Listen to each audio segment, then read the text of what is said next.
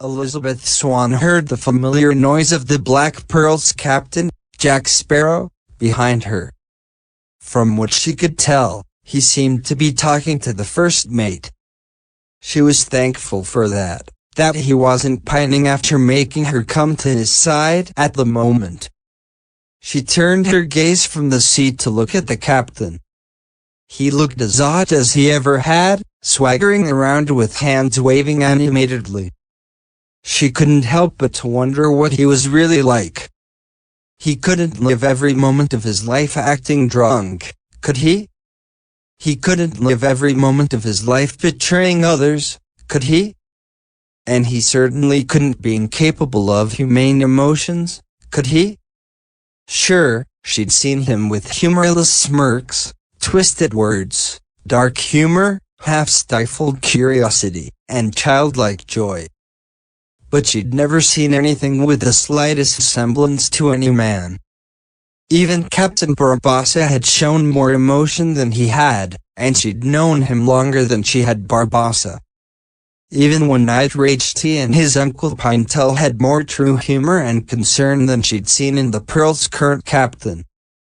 There had to be more to him than to what the eyes saw. How could one walk around, acting as if life were no more than a joke? How could one lock himself away from sentimental feelings? As far as she knew, Jack had a beating heart in his chest. But why did he act as if he didn't? Elizabeth recalled her night in the Fort Charles prison, the short time she'd been in there before she escaped to a merchant ship. One man had been secluded, more to himself than the others who were lustfully waving and whistling at her. She'd asked him why he was different. He told her something along the lines of having nothing left, of not having the heart to put his trust in the crew of a ship, suggesting he'd been betrayed. But Barbossa was dead. Surely he couldn't bother Jack anymore? Surely Jack had put it in the past? Who hurt you, Jack? The pirate captain seemed to have noticed her staring at him.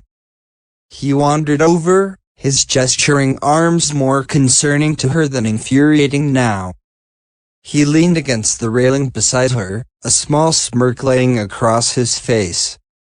She knew that he'd been planning something, but she beat him to it. Who hurt you? She blurted out. He turned to her at once, eyes narrowing in an unfriendly manner. She'd struck a nerve. She was right, he did have feelings, and he had been hurt by someone.